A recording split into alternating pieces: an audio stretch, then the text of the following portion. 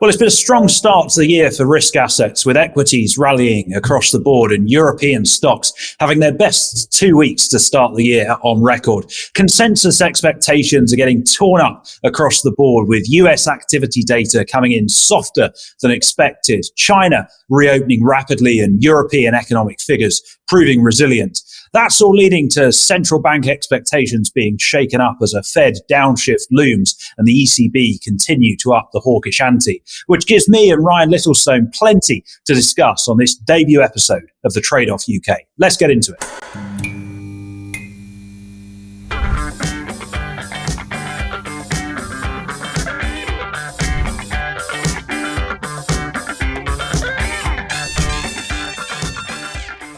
Well, as I said in the introduction, it's been an interesting, exciting and volatile start to the year, and risk on primarily. Let's bring in my co-host from Forex Flow Live and Forex Analytics. Ryan, how are you doing on this incredibly cold afternoon?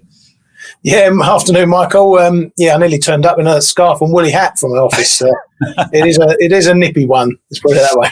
It really is. It really is. I was down by Bank Roundabout, where your background is, earlier on, and it was absolutely freezing out there. I must say the city is very, very quiet indeed today, and I don't blame people for staying at home. But without further ado, we've got plenty to get into on the show today, so let's get into topical thunder.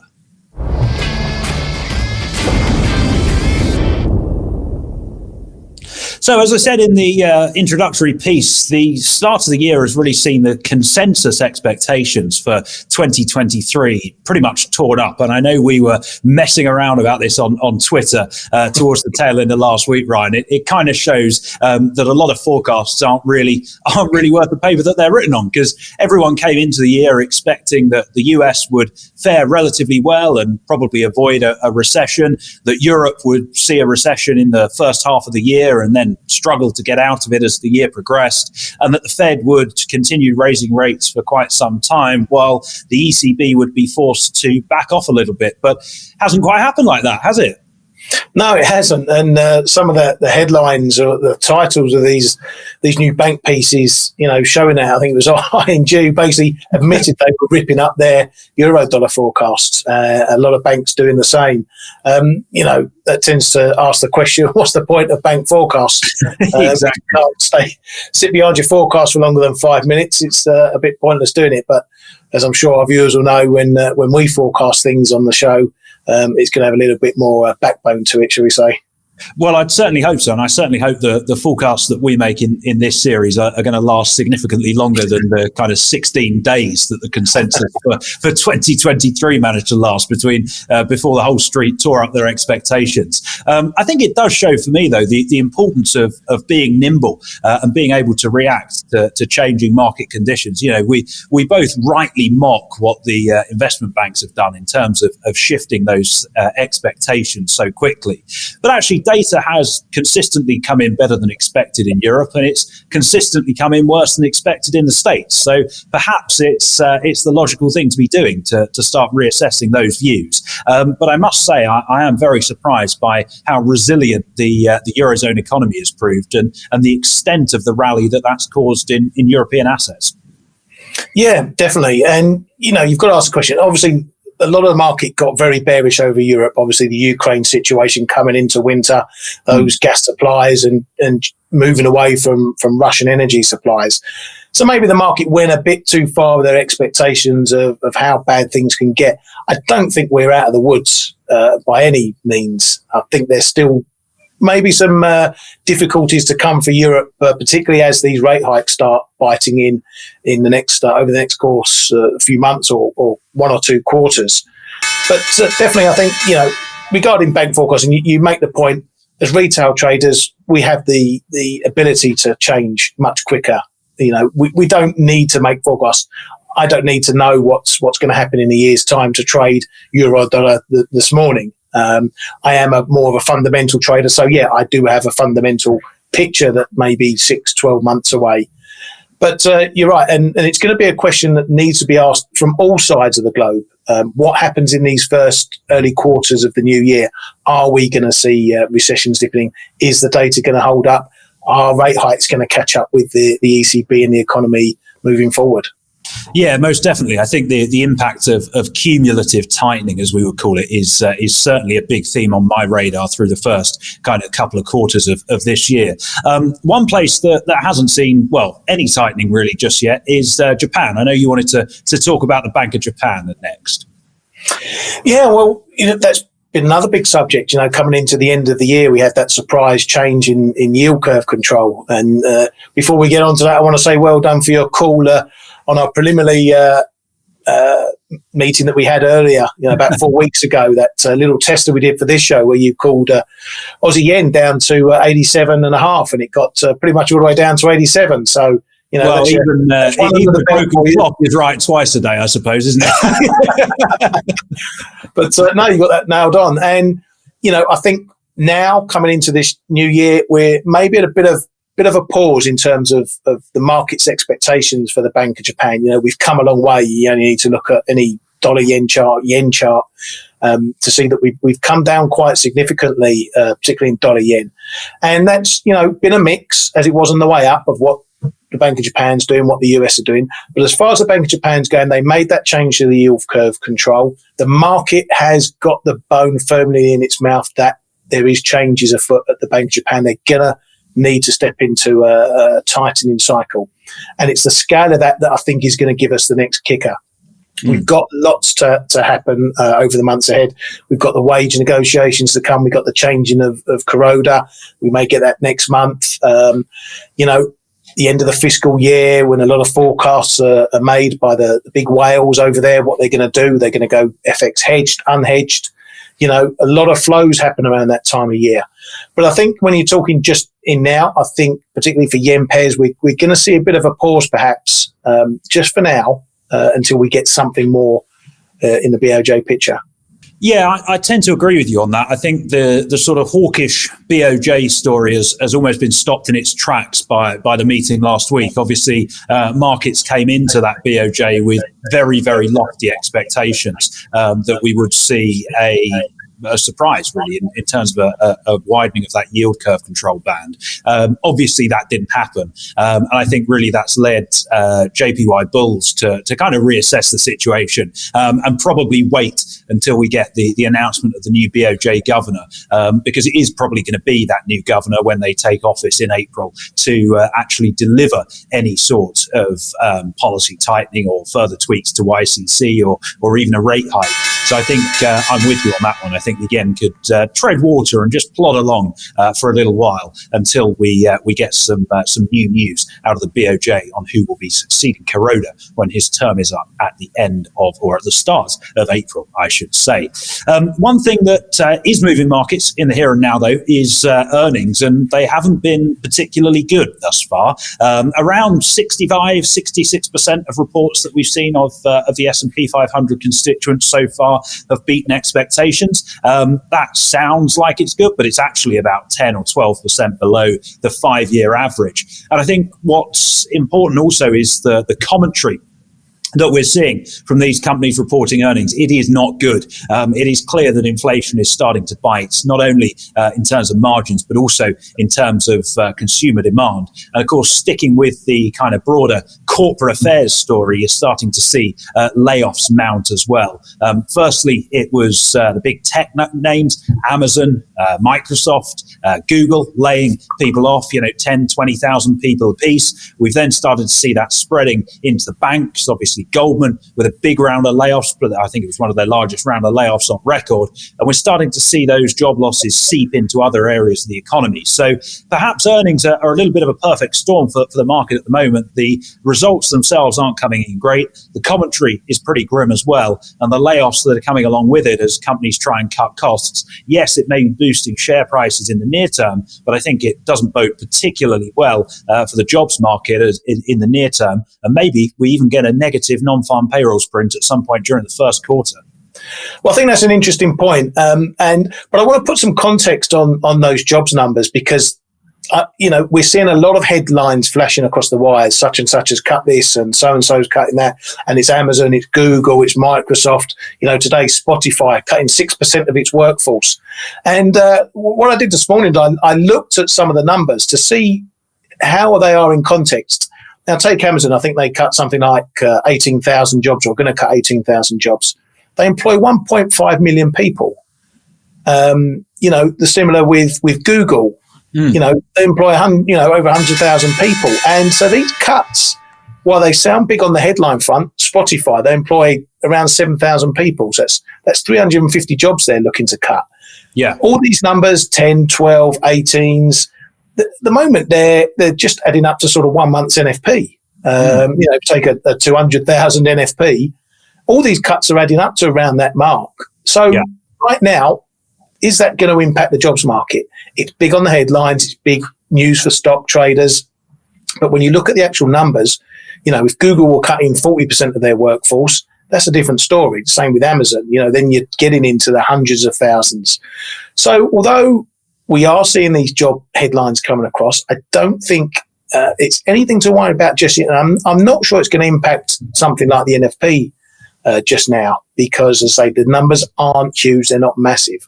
What's more, I think, might be an effect for the NFP, and particularly this next reading we're going to get, is the weather that we had in the US. All these storms going through. We've had prior years where the weather's had an effect on reporting and getting the numbers in, getting the counts done. So that might be something that we need to factor in more for the next NFP report, rather than all these job cuts. That's a very, very good point. And what about the US economy more broadly? I know you wanted to discuss that. Yeah, the US economy, I think we're going to be trading this soft landing, hard landing business that we're talking about. And we have seen the US data looking pretty bad. The PMI is absolutely terrible, well into contraction. And some people, don't like these diffusion indexes, but, that's what we've got and that's what we trade. And it's not looking pretty. It's starting to spread, as you say, between the sectors. And you look at those numbers, you think, it's got to be a crash landing for the US. But then, like you point out, the jobs market is still strong. And you read the comments in the ISM, there's people still looking for skilled labour.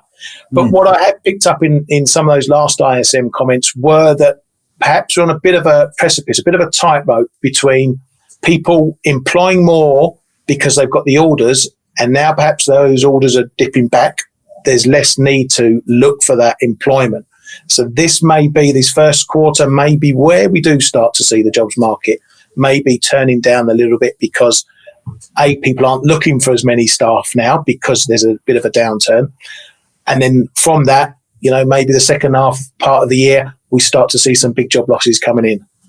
Yeah, I think it's an interesting one. I mean, I've said for quite some time now that the sort of the path to a soft landing is almost so narrow that you can barely see it. I think it's very unlikely that the Fed will be able to get rates to 5.5% and end up engineering a very, very gentle slowing in economic activity and a very modest rise in unemployment. But I would love to be proved wrong on that for the sake of the US economy and the US worker. I guess the broader point I would make, and we're both well aware of this, is that the labour market is often the last to go when it comes to rate hikes, and the last to really feel the impact of policy tightening. If you look at housing data, that's softening very, very rapidly indeed. Those PMI numbers that you mentioned are grim. I don't think there's really any other word for it. And then you've also got consumer spending is really starting to roll over as well. That December retail sales print was not particularly pretty. So I'm firmly in the hard landing camp, unfortunately, being a bit of a pessimist in our debut episode. Gun to your head, Ryan, hard or soft landing? I'm going to go soft. I think they can hold up. Well, there we go. A little bit of disagreement early doors. In that case, let's move on to That's a Setup.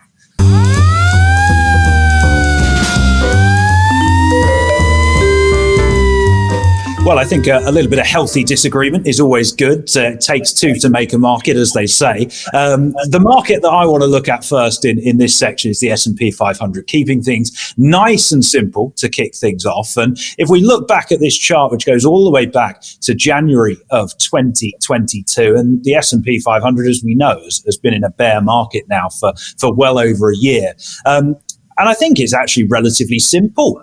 This one, you've got a trend line in place that's joined all of those lower lows pretty much since the start of last year. And on a closing basis, the bulls have not been able to get us to close above that level. And I think all of the time that the bulls are really failing to cement their place in the driving seat, and all of the time that these rallies are being sold into very quickly and very aggressively, particularly when the macro backdrop is not great and the incoming economic news continues to get worse. The market doesn't look to have priced in an earnings recession yet either. I really struggle to be bullish on US equities at the moment. I don't know about you. Yeah, I think you're in the same camp as a lot of people. I think this was one of those times that worries me when a lot of people agree with it. Yeah, well, indeed. I mean, it might be one of these times I say where, I might have been better off going with a herd because, in our room, the world and his mate were looking for selling S&P up into that 4,000 area, and the techs have stood up for the count. We've got up there, just around the 40s or 4,000s, and it's come back down afterwards. I think, the market, particularly with indices, we've had the bulls who were buying the dip for donkey's years, and now the rally sellers are taking control, and they're saying, fine, you want to buy it up, we're happy to hit it when it gets to the chosen levels we like. Exactly. I think longer term, and what I'm looking for this early part of the year, I wanted to see if we're going to get a redefining of the risk narrative. Before, risk off has always been buy stocks because central banks are going to swing in like Batman and save your butt. But, if we are going to head for your hard landing scenario, if we are going to see the economy suffering, in which world is that now positive for stocks when there's not going to be a central bank backing you up with QE and cheap money, when rates are going to be higher? It's not going to be there. And I think the market's going to be making a bit of an adjustment to how it trades stocks moving forward, particularly regarding the data. Yeah, I would agree with that one. I think the era of the central bank put that we had in place from 2008 to 2020, 2021, that is well and truly over, and it is a very, very different dynamic trading equities in an inflationary bear market compared to what we've seen before. So maybe, is the yen a hedge then? I know you want to have a look at some JPY charts. Yeah, definitely. And this is one I've traded on the short side. I was trading short on this one, even when it was rallying up to the 150s.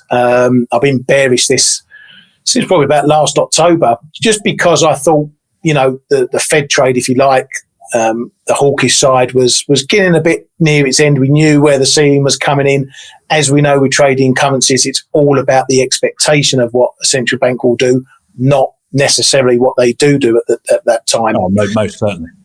So I've been bearish this, and I've been selling it, and in part all the way down. I'm in shorts at the moment. But going back to the Bank of Japan conversation and what we're talking about with the Fed, I can see we're potentially going to have a bit of period of consolidation perhaps with this one. 127 was a big level we were looking at, highlighted when we did that prior show. We got down there. 127.30 right on that fib level you can see there, and then it sort of stepped up. It got down into 127 again, but it stepped up that low, and for now it's saying we're not going any further than these lows. Now naturally, if it isn't going down, there's only other one way it can go, and it's going to go up. So from now I've drawn sort of a little box there. This is the range I'm expecting dollar yen to go into and maybe consolidate in moving forward. So the top end of that sort of coming in around that 134.50 area, that prior high that we got up there. I want to see what it does on the upside from here. If we get up to sort of 133s, I'll be adding to shorts, maybe that 134 area as well. See what the Fed does in 9 days or so time, beginning of February, because that's going to be a potential, big kicker for this pair. It's either going to give us better levels for me to short anyway, up towards the top end of that range if they're hawkish. Conversely, if they're not, if they're going to say we're worried about the data, we're slowing down hikes, we could be looking at pausing sooner. This may be going all the way back down again. Yeah, definitely. The other thing I would be looking at in terms of dollar yen is where treasuries are going. The 10-year treasury doesn't really seem to be showing much desire to spend particularly long below 3.4% at the moment. And that is helping to keep a bit of a bottom in place in dollar yen. But as you say, I think we may be on a bit of a kind of random walk within that box you've drawn until the next Fed meeting. Speaking of the Fed, there's been a bit of divergence between, pretty much everything on either side of the Atlantic. Now, this is not a technical chart, and people who don't like overlay charts, then look away now, because this is going to be your worst nightmare. But what we're looking at here, and actually, may I just say, this overlay works, unlike those produced by a certain Scandinavian bank, quite frankly. Some people will know. Now, don't make enemies in your first show. What we're looking at here is what are called City Economic Surprise Indices. And these put together, unsurprisingly, by Citibank. And they measure the degree to which data is coming in either better than expected or worse than expected. And the more positive the index reads, the more upside surprises we're getting, and the greater the degree of those upside surprises. And similarly to the downside, the more negative we are, the greater the magnitude of the downside surprises. And you don't need to be a macroeconomist to work out what this chart is telling you. Quite simply, the blue line is going higher and higher and higher, and that represents European data surprising consistently and to a greater magnitude to the upside. And the white line, which represents the US, is heading in totally the opposite direction. In fact, the difference or the spread between the economic surprises, the relative surprise in the Eurozone and in the US, is now at its widest since around Q2 of 2021. And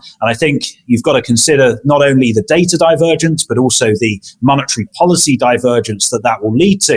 And I think that's only going to result in upward pressure on the euro, and also a continued rotation out of US equities and into equities in Europe and also in other parts of the world, because these surprise indices are compiled for pretty much every economy, and you're seeing this divergence pretty much everywhere. So this sell US, buy Europe, buy rest of the world theme, I think it's got some fairly serious legs to run for quite some time to come. Yeah, I think so too. But we're talking about the Eurozone, and there's always a bombshell waiting in the wings of the Eurozone. We've got to remember how many countries are in there. Germany, they're always the growth engine, if you like. But it's been surprising that it's been countries like Spain and Italy that have really maybe led a lot of this. And so you've got to think, if there is problems, that's likely where they're going to show up first. But a question I'd have for you then is, we're not going to get this divergence forever. No. The ECB are likely, if they're to be believed and the Fed are to be believed, the ECB aren't going to get rates as high as the Fed. How does that leave the divergence trade then between the Fed and the ECB? If the Fed's getting to 5.25, the ECB maybe get into 4.5 perhaps before they go on pause and look to come back down to neutral. How's that going to play in the divergence trade? Or is it going to be how the economies are doing at the time? Well, it's a very good question. And you're right. I feel a little bit nervous being bullish and long the euro. It's not a position that I ever really like to be in or ever really take on. Yeah, exactly that. And it's not just under these lights, I tell you. I think the market is going to focus on growth dynamics for quite some time to come. And I think the Eurozone avoiding a recession this winter as the US looks set to slide into a slowdown, I think that gives a little bit of fuel for this to continue for quite some time to come. But speaking of the US, let's have a look at the US, and rather than the divergence with Europe, let's have a look at the divergence with China. Yeah, well, this is one I trade a lot, and the reason why I like to trade it a lot is because it can be very good technically. It can be very clear, particularly as far as the PBOC are concerned. If we get a strong move in this currency and they say they've had enough, they'll come out quite strongly and by the Chinese press and say, yen weakness, one weakness isn't going to be a one-way street forever. And those sort of comments give you an out, if you like, because if they start speaking like that, then if you're in a trade and that goes against them, this is one central bank you don't want to be fighting. But this is a setup that I've been looking at for the last week or so. We've got some very strong resistance that's shown up over the last few days, around about this 678, 79 area. And the price is really banging its head against it. And it's, as you can see from the chart, it's been historical support and resistance point as well. Now, obviously, we're in Chinese New Year, so markets are closed, and maybe there's a little bit of an official hand in this, just keeping things nice and calm through the holiday period. But I'm looking at this one for a potential break trade, because if we get a level that holds for a long time and we don't move too far away from it, price action being key, the experience that I've got, I tend to think if we get a break, it could be quite significant.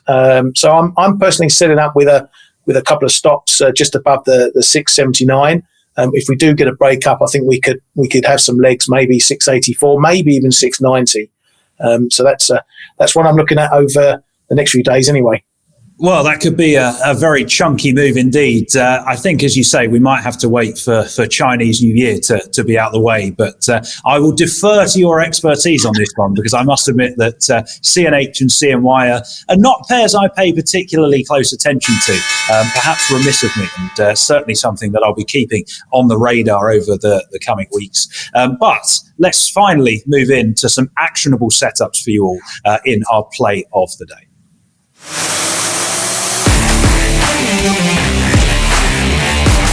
So what I want to look at in my play of the day is cable. Now, cable is at a very interesting juncture at the moment, and I've got to preface this really by saying that I'm not really particularly bullish on sterling.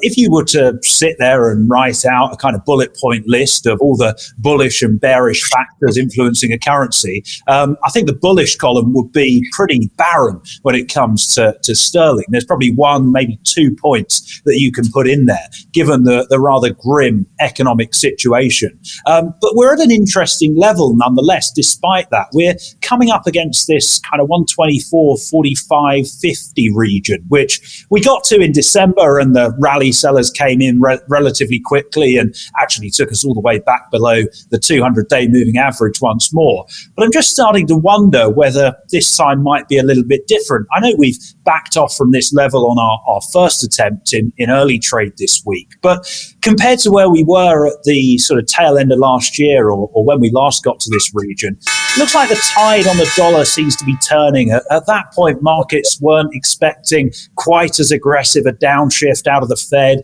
They weren't expecting economic data to sour quite as significantly as it has done in the States. And I'm just starting to wonder, really, whether if cable can sort of ride on the coattails of other G10s and this broad-based dollar weakness that we're seeing, and the bulls really can get a closing break of this 124.50 level, then I think that will at least see us take us above 125, and perhaps, just perhaps, and I do have a little bit of home bias in this, of course, perhaps set the stage for a continuation of sterling's solid trend this year. It is the best performing G10 currency year to date. There aren't that many longs in the market, so if we do start to get a bit of momentum behind this bullish impetus, just perhaps we might see a little bit of upside and a good year for the pound, in contrast to it being beaten up so much as it has been in the last couple of years. Ryan, what's your play of the day? My play of the day is euro dollar. Interesting level we've got here. That blue zone you can see there. Well, with thumbs. Yeah, got some thumbs up and thumbs down. Yeah, whichever way it's going to go. Yeah, this 108.30.70 zone is a big historical level. Goes all the way back to into 2018 and way further back. It's one of those technical areas that becomes ingrained in the back of your mind. When you get to it, you always think, right, are we going to get some action here? And as you can see there, it's played out all the way through the last week or so. 108.70 is resistance, 108.30 becomes support, then it breaks, then it's resistance, up and down. The market didn't know what it wanted to do. Now, we had the break today, got above 109 and the fib level there, but it's failed again. So it's not quite ready to move on up. It's also failed at the 108.70. So what I'm looking at from this one is if we hold this 108.30 and maybe just push it down to the 108 big figure there, if we hold that area, that keeps the potential for a break higher in play. So my trade is perhaps a look at longs at 108.30 down to 108. If we're under 108, sort of 108, 107.80, break below there, then perhaps we're heading lower. But otherwise, yeah, I'm looking for this one to continue up. Good stuff. An interesting idea there. We'll certainly revisit these calls next week. And I think we might also need to keep a bit of a record of these and see if we end up having a bit of a better track record than our counterparts in Melbourne and Arizona, respectively. And we'll see who comes out on top towards the tail end of the year. I'd certainly be putting some money on us. Anyway, that's all we got time for this week. I would just say, actually, TraderX.com, where this show is being hosted, we've got a whole host of content coming out this week. This isn't the only debut show that we've got this week, so keep your eyes peeled on that site. I won't say anything more at the moment, but something very exciting coming a little bit later on in the week to TraderX.com, as well as the trade-off, of course. Ryan, thank you very much for joining me this week, and look forward to doing it all again this time next week. Thanks for watching, and goodbye for now.